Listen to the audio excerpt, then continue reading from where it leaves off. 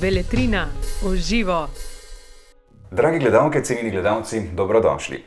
Založba Beletrina se je odločila sistematično izdajati svetovne klasike z novim izborom vrhuncev svetovne književnosti. Klasična Beletrina, ki je prvi letnik dočakala oktobra lani, bo vsako leto ponudila po 5 svetovnih romanov in novel, ki bodo večinoma na novo prevedeni ali pa obogateni s spremnimi besedami sodobnih slovenskih poznavalcev del. Predstavitev velikega knjižnega projekta, ki bo do leta 2024 s 25 deli iz svetovne zakladnice obogatil domačo knjižno pokrajino, nadaljujemo s pogovorom z Bernardom Nežmahom.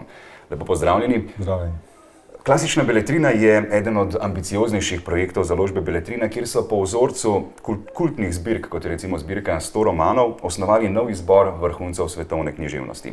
Veliko truda so vložili v sam nabor del, v kakovostne nove prevode, pa tudi v oblikovalske presežke. Kako lahko komentirate pobudo založbe Beletrina? Ja, izziv je zelo velik, pa zelo neugoden. Zbirka 100 romanov, ki je profesor Cverk v 60 letih osnov, je vsekakor fenomen. Iz večjih razlogov. To je bil čas, ko se je relativno malo prevajalo, ko je bilo predvsem replika socrealizma. In s to zbirko je spustil od Cverk, se pravi svetovno književnost med bralce. In zbirka 100 romanov je bila močna še v nečem. Formirala je mentaliteto tistega časa. Nekako si dobil v glavi idejo, kaj bi mogel, recimo, intelektualec, izobraženec prebrati, da bi bil to.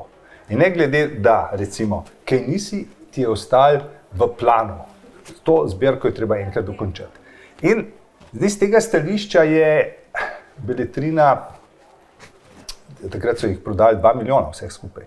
Se pravi, če vzamemo 100, je po 20 tisoč na izvod, kar je nedosegljivo z današnjega časa. Ampak en princip je pa podoben. Podobna je afirmacija, recimo, klasike. Pojem klasik ni tukaj naravosloven, da bi določali, rekli, te knjige so klasika, druge niso, ali pa avtori so klasika, drugi ne. Gre za nekaj drugega, gre za to, da pod tem pojmom poskušaš vzpostaviti tisto mentalno polje, ki ne glede, da knjige nimaš pred sabo, se ti zdi, to bi bilo pa treba prebrati. Da imaš knjigo kot naložbo, skratka, da je nekje okoli tebe. Je pa zanimivo, da seveda je težko po taki kultni zbirki, kot je bila zbirka 100 romanov, oblikovati nov izbor vrhuncev svetovne književnosti. In v uredniškem odboru so bili Mitja Čander, Aleš Štegar in pa Špela Pavlič. Izjemen prispevek je seveda dal tudi akademik profesor dr. Janko Kos, nekoč profesor vseh 3 urednikov. In zavzeli so stališče, da je za klasiko potreben nekakšen časovni odklon. Zato so ustavili nabor pri letu 1950. Se strinjate s tem, da je časovna distanca res tista, ki nekako opredeljuje klasiko oziroma ji da pečat? Vsekakor, namreč zdaj kaj pomeni to? To je vsekakor test, da določeno branje preživi svoj čas in še potem nekaj generacij za sabo. Skratka, da nosi v sebi sporočila, izzive, zorne kote, ki nas lahko pritegnejo, ali pa ki bodo zanamce celo pritegnili. In v tem smislu je to seveda nujno. Kajti pojem klasike je pravzaprav pomemben še z nečesa, enega drugega zornega kota. V sodobnem instant svetu, recimo filmsko industrijo, ljudje sledijo filmom, ki izidejo, ki jih prikažejo v zadnjem letu 2. In delno je tudi pri knjigah. Te knjige, ki so zdaj, pa kakor založbe, posebej stari knjigarne niti nimajo. Skratka, pa grejo antikvariat ali karkoli. Ampak če vzamemo takole, stališča najboljšega, zakaj bi zbiral samo zadnjih par let? In dejansko ob modernih uspešnicah seveda je težko najti to uravnilovko in domnevam, da je res tu časovna distanca bila tista, ki da vedeti, kaj bo konec koncev tudi strani Nobelovih nagrajencev čez desetletja, tisto, kar bo res aktualno, kar bo preživelo čas in kar bo postalo klasika. Ja, in tudi tako je, neke knjige zaživijo na novo. Recimo, Albert Camus, njegova kuga, je z COVID-om postala spet uspešnica. Iz česar lahko se samo dodatno potrdimo, kakšen veliki literarni um je bil Camus. Namreč iz časa do časa se soočamo z problemi ali pa nekimi tragedijami, karkoli že, ki pravzaprav niso samo danes, ki so se skozi zgodovino ponavljale. In izjemno dragoceno je sploh v času to, kar se nam danes dogaja, ko je karkoli se zgodi, imamo hiperinterpretacij. Skratka, milijon. V enem hipu se vsak spozna na vse, od cepljenja naprej. In zdaj v tem okolju je pravzaprav izjemno blagohotno najdeti tak daljši časovni odklon, morda popolnoma drugo kulturo, drugo situacijo, v kateri so ljudje pravzaprav na podoben način, oziroma po svoje tudi čisto drugačen način, se soočali s tem, kar se danes. Skratka, namesto da smo izgubljeni, da smo sami danes v preteklosti, v sodobnosti, se izkaže, da smo pravzaprav del zgodovine svetovne lahko z branjem dosežemo. In pri klasikah je ravno to, ne gre za aktualna nova dela, oziroma ne gre za moderna dela, gre pa za aktualna dela, ki so živa in temeljna literarna dela, hkrati prvovrstna, vrhunska, tisto, kar seveda označuje klasika, in pa predstavlja nekakšno zakladnico literarnega izraza. Prej ste dobro omenili, da so tudi del nekakšne kulturne razgledanosti posameznika, tako kot je bilo včasih pri tisti zbirki veljalo, da če si prebral te knjige, si potem seveda bil toliko bolj izobražen oziroma intelektualno obogaten, so tudi te knjige izbrane za vse in za vse čase. Zakaj pa je dobro vedno znova prebirati klasike? Zakaj je vedno znova potrebno se spraševati o teh temeljnih temah, ki so jih postavila literarna klasična dela? Ja, zdaj več razlogov branja. Beremo lahko tako, ker kupujemo, neke predmete, ki so stvar modne muhe, slišimo v glas, nas nekaj pritegne reklama, pa tudi knjigo na isti način lahko kupimo, ali pa vidimo nekdo je Nobelovec in zdaj so mu izdali prevod, to bom bral. Drug tip branja, veliko pomembnejši, je branje skozi domačo knjižnico. Kaj pomeni domača knjižnica? Domača knjižnica ni, bi rekel, rečem tako ljudski izraz, neka špajza, v kateri je skladišče nametano vse, kar imaš, ali pa cel kup vrednosti, ampak na njej se znajdejo knjige, ki jih pravzaprav ne beremo, ampak o katerih sklenemo, da bomo nekoč bržkone prebrali. Kratka, ko so knjige leta z nami, jih opazujemo, jih vidimo, vemo približno, kaj je v njih, seveda pa mora priti tudi trenutek, ki je idealen. V nekih zagatah, kdaj rabiš knjigo kot prijateljico. In jih lahko kar pravzaprav prihraniš za določene situacije. Veš? In zato, recimo, so klasiki, imajo to prednost, da tako rekoč ne moreš zgrešiti. In imaš jih in potem čakajo. Čakajo na trenutek, ko se najdeš znov. Je pa zanimivo, da so se pravzaprav pri Beletrini za projekt odločili, sodeč po raziskavi, v kateri so ugotovili, da so klasike nekoliko zanemarjene. Seveda imamo dobro založen trg s prevodi sodobnih del, s pomočjo evropskih programov dobivamo tudi prevode iz manjših držav, zelo nesistematično pa je prevajanje pravzaprav novih prevodov klasik. In eden od osnovnih kriterijev uredniškega odbora je bil, da so na seznamu dela, ki jih že dlje časa ni mogoče kupiti, ali pa je prevod že toliko star, da je v bistvu arhaičen in ni več berljiv. Zakaj je pomembna takšna skrb za klasike? Zakaj je pomembno, da klasična dela niso zanemarjene oziroma da se redno prevajajo in doživljajo sodobne nove prevode? No, najprej, če sem tako malo ciničen, nič ne je bilo sodnega, tudi če jih ne bi prevajali. Namreč obstajajo tudi originali, ki so vedno boljši od prevodov, obstajajo knjižnice, kjer jih dobiš, ampak v redu, dobro je, da so tu, da se prevajajo. Jaz bi rekel, iz istega razloga, kot malo prej, to so knjige, če vzamemo enega Odiseja. Odiseja boš lahko vsake toliko časa z največjim zanimanjem šel brati in sicer iz različnih razlogov, ampak jaz bi tako rekel, en posebej aktualen je, to je ta pogum oditi v neznano, pustiti vse idealno, tam si kralj otoka, lepa žena, otroci, vse, ti pa greš se potepati, kot vagabond, res da z orožjem. To danes pravzaprav ljudje več ne počnejo. Na nek način so to begunski vali, sam to je, tam gre pravzaprav za luzerje. Luzer išče službo, odi se nizko v službe, on je zmagoval kamorkoli šel. In ta, recimo, klasik, Homer, prebuja v človeku pravzaprav eno željo, ki je, jaz mislim, danes precej zginila. Se na podoben način, rečemo, drugi klasik Knut Hamsun, ki je šel in na svoji koži opravljal vsa mogoča dela, zgubljena, taka in drugačna, in potem o tem pisal literaturo. Z tega stališča klasiki, dobro, pri klasikih tudi naj ne smemo pretiravati. Vse starejša literatura, ki je verjetno branje, lahko rečemo klasična klasiki. Ampak pomembni so tudi, mogoče iz tega zornega kota, da tam ni dvoma, da gre za eno veliko distanco. In ker je distanca, se moramo mi uživeti v drug čas, v druge ljudi, in ta sposobnost oživljanja v nekaj popolnoma tretjega je pa pravzaprav tudi zelo izginila v sodobnosti, ker so vsi ti liki zelo šablonski danes v sodobnih kulturah. To se mi zdi, da ste zelo dobro izpostavili res eno izmed bistev klasike. Moram pa še opozoriti, da seveda po marsikatero izmed teh 25 del pravzaprav v ponatisu oziroma vnovič izdano v starem, že obstoječem prevodu, in na ta način se bodo poklonili do zdajšnjemu prevajalskemu delu in pa trudu. So pa pozornost v tokratni zbirki namenili tudi marsikateri pravzaprav državi oziroma literaturi, ki je ne poznamo tako dovolj.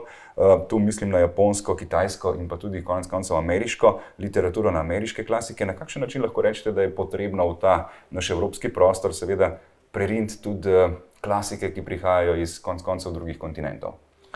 Ja, v bistvu iz stališča, zakaj nekaj, kar je izjemno vredno, ne bi imel na voljo videti, prebrati. Tudi portugalske avtorje, tukaj v zbirki. In recimo zadnjič sem sam prebiral Iva Andrića Travniško kroniko, in zanimivo je to, da opisuje obdobje vsega 7 let na začetku 19. stoletja, in to tako podrobno, da se dobesedno potopiš v tisti čas. Z tega stališča Portugalska 19. stoletja, ki je tudi del te zbirke, na nek način je nekaj podobnega, da imaš ti možnost. Vzamemo tako klasičen primer turizma, nekaj najbolj dolgočasnega. Pogovarjaš se z vodiči, kelnerji, ničesar ne doživiš, ničesar ne srečaš. In vidiš one šablonske podobe mesta, unih par točk, kamor te peljejo, kadar greš v tem organiziranem turizmu. Zdaj, takšen portugalski klasik, ki nam predstavlja vsak dan in zelo začuten stališča akterjev, junakov 19. stoletja, nam odpre neko obdobje, neko dobo, neke situacije, v kateri se nam sanjali, da ne obstajajo. In ta veselje do imaginacije, do odpiranja sveta v vseh niansah je doprinos teh prevodov. Še dve posebnosti bi izpostavil v tej zbirki, in sicer v vsakem letniku je eno delo, ki še ni bilo prevedeno v slovenščino. Včasih je bilo najbrž težko najti tudi delo, ki je vrhunsko in še ni bilo prevedeno, ker je v zadnjih letih dejansko prevajanje cvetelo in napredovalo, ampak je kar nekaj pomembnih del, konec koncev Dickensov Naš skupni prijatelj, pa Boccaccov Filokolo, novele, ki so bile že izdane, Čehova. Zakaj se vam zdi, da je to izjemno pomembno, da pravzaprav marsikakšno od teh klasičnih del končno dobi tudi svoj prevod v slovenščini, ne glede na to, da smo na tem področju prevajanja res dobro zastopani? Tudi tukaj gre za podoben problem. Če vzamemo, da je avtor klasik, poznamo par njegovih del, te so z samo afirmacijo vse skozi se širile, potem kot avtomat se prevajale, in nastal je nek korpus, v katerih delih je avtor najboljši.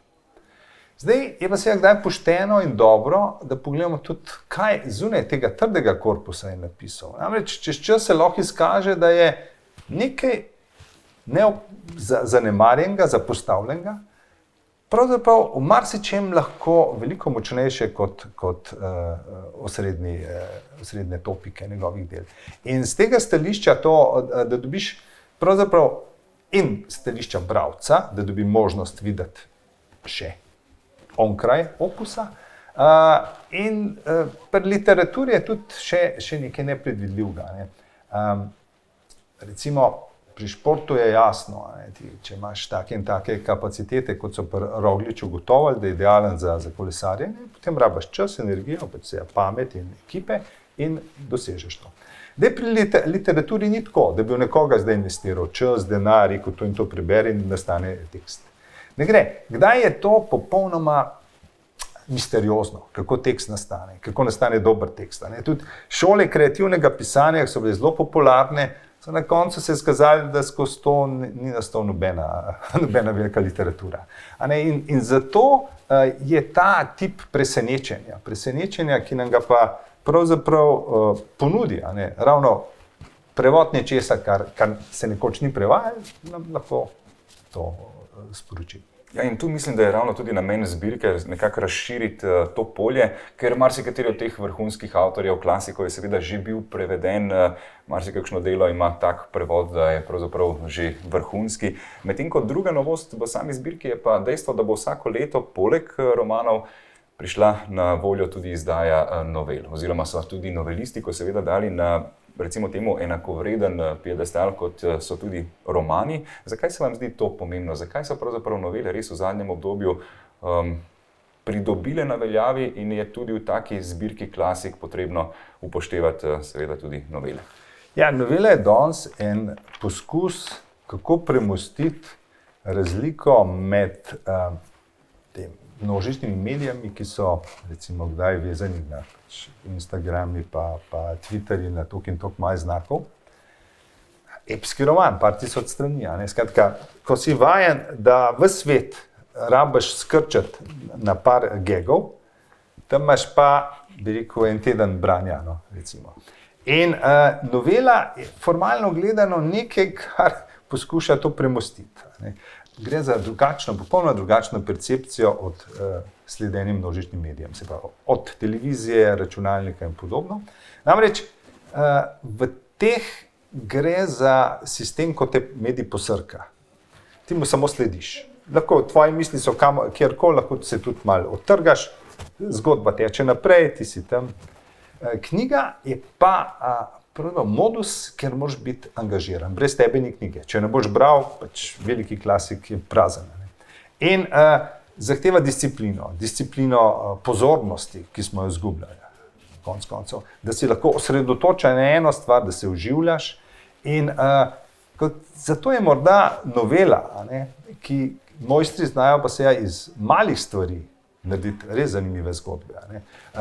Konec koncev, tudi ta umetnost pripovedovanja izgineva. Če poslušate ljudi, ki se klepetajo, recimo v kafičih, gre to za zelo kratke izmenjave, tik stavki, dejca, dve.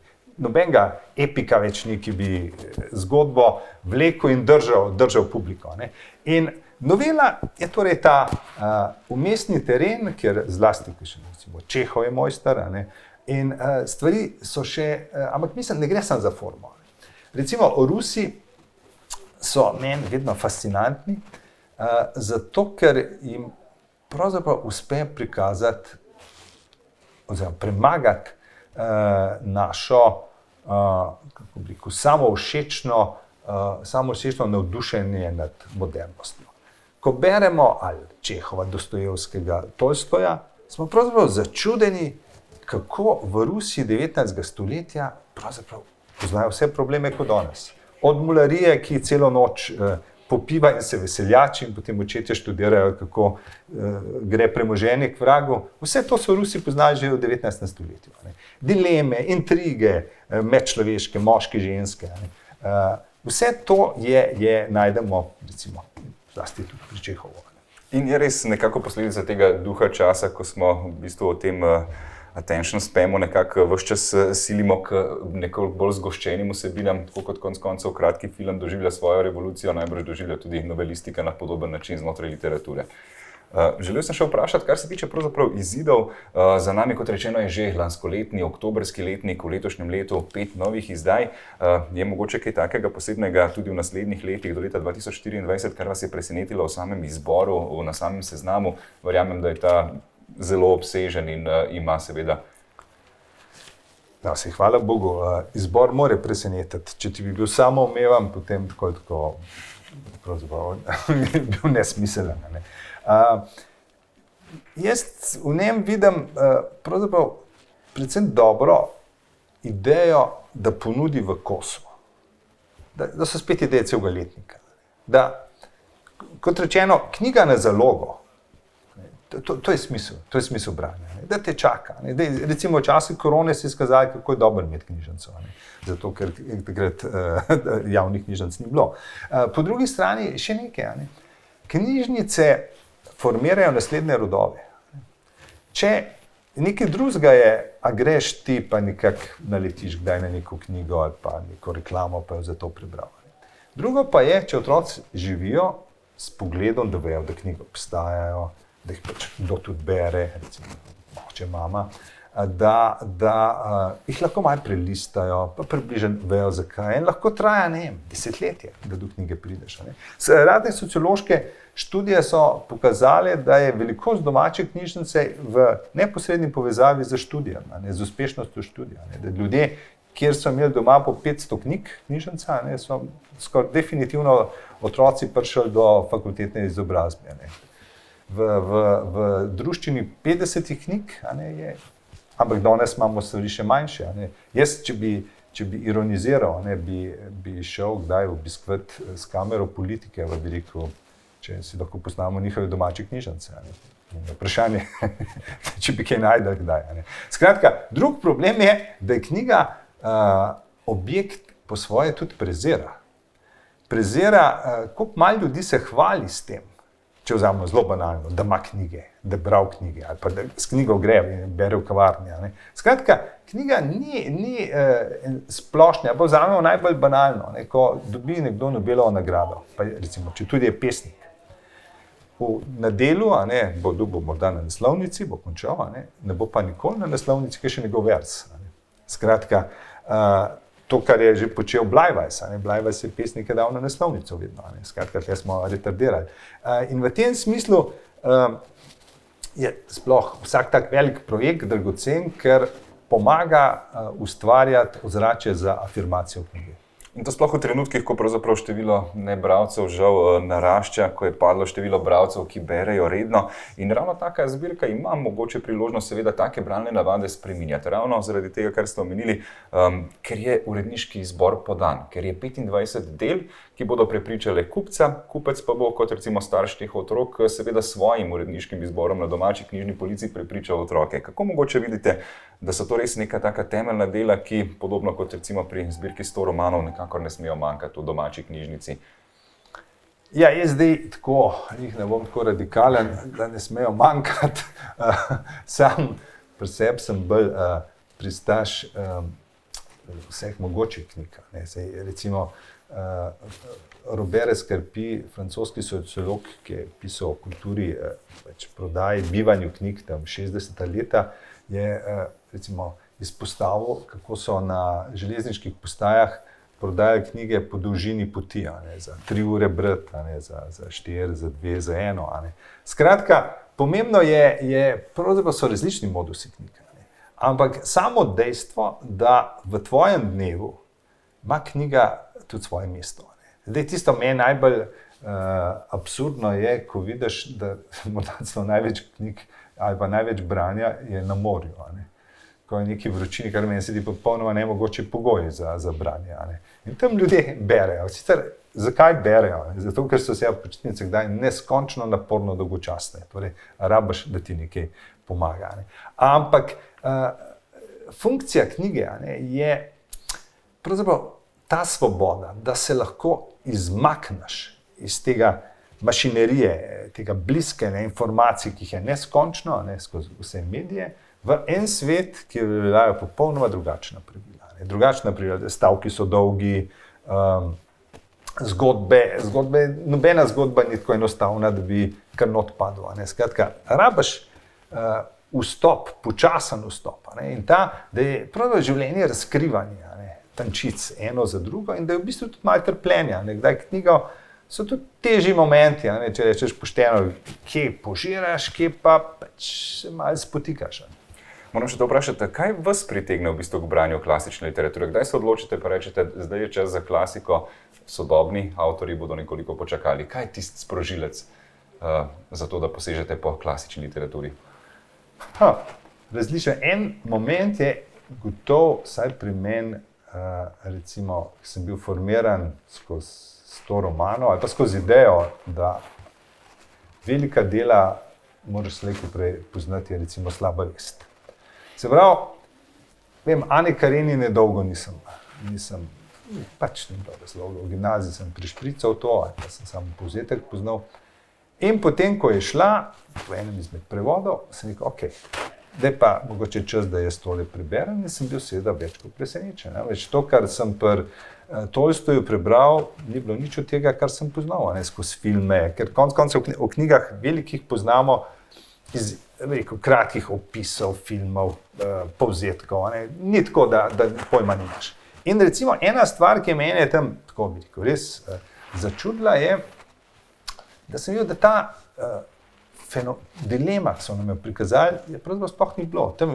Poznali smo Bogo Ano, ki mož ne pusti stikov z otrokom oziroma mora odbiti, pa se skaže, da je Karenina najbolj tolerantnih ljudi, skratka, da je dopuščal, pravzaprav tudi njene ljubimce, vse moduse bivanja v dvoje, da je ona zaživela na novo z novim otrokom in da pravzaprav sama ni najdla več pravega smisla, ni bilo problem, bi rekel, žene, ki se ni uspel na lahek način ločiti, ampak je bil problem, njen bivanski problem. In z tega stališča sem bila izjemen klasiko, ki sem zdaj bral kot nekaj najbolj sodobnega. Pa se vam zdi, da klasike vsakič beremo nekoliko drugače, recimo, če bi se vnovič podal brati katerega izmed klasikov, ki ste ga prebrali pred leti, se vam zdi, da bi drugače vplival na vas, da je to neka posebna moč klasične književnosti? Ja, ampak to moramo priznati, to je pri vsaki knjigi. Skratka, ko jo beremo čez čas, mi smo drugačni, spremenili smo se. Jaz sam pišem v knjige, beležem. In če sem šel kdaj potem brati zaradi takih drugačnih razlogov, sem bil seveda presenečen, kaj se mi zdaj pomembno.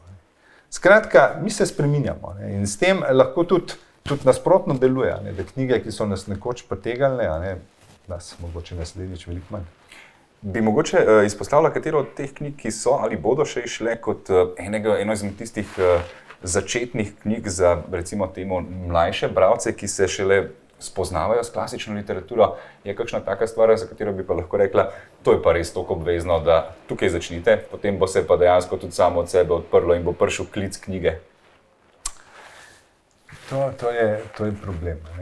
Namreč, imate 5 prijateljev za mlade. Če obstajajo modeli, v mojih časih so bili Karl May, ki ga danes pravzaprav s pištolo otrok ne več bral, če mu miraš na njega. Ker je vse prepočasno za sodobni ritem. Tako da, jaz se bojim, da tle ni recepta. Ni recepta, po kateri poti boš pripeljal bralca v, ne vem, recimo v kogarkoli, v Swifta ali pa v Cervantesa. In nekaj je, da branje je pravzaprav tudi izziv. Izziv, a nam uspe, a nam ne uspe. In to običajno, kar prikazuje, da je to potepanje, da samo akumuliraš, to ni to. Rabiš vse mogoče razloge, zakaj. Moraš kdaj slišati o neki knjigi, nekje druge prebrati, da nekdo omenja. Potem nekdo izpostavil kakšno situacijo, ki se ti tako močna, da reče, da bi šel v knjigo prebrati. Tisoče načinov je, kako prideš v knjigo. Tako da na to vam jaz ne moram dati recepta. Bom poskušal še na ta način. V bistvu v letošnjem letu so išle zgledne novele Cervantesove, romani Dickensa, pa pravzaprav Radickijeva Koračnica. in Igojev roman 1793, pa tudi omenjeni portugalski zločin očeta Amara. Je mogoče lahko na podlagi tega letošnjega letnika reči, kaj so tiste ključna sporočila, ki jih ima klasika še vedno za modernega, sodobnega človeka leta 2021? Če vzamejo Dickensa. Dickens je v času, ko je bila visoka literatura, ko se je pisalo o plemičih ali pa aristokratih ali pa visokih ljubeznih, se je ozrl na dno, družbeno dno. In družbeno dno imamo vse skozi. Imamo danes enako. In tudi v sodobnem času bomo redko kdaj naleteli na zgodbo prodajalke v megacentru in njenega življenja. Banalnosti, ki so pa neverjetno lahko določujoče in traumatične v njenem življenju. In sodobni avtorji se s tem pravzaprav ne ukvarjajo.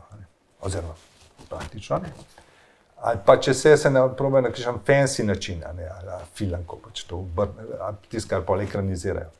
Dickens nam pravzaprav v času, ko nimamo tega pogleda na sedanjost, prinese pravzaprav sorodno situacijo izpred skoraj 2 stoletij.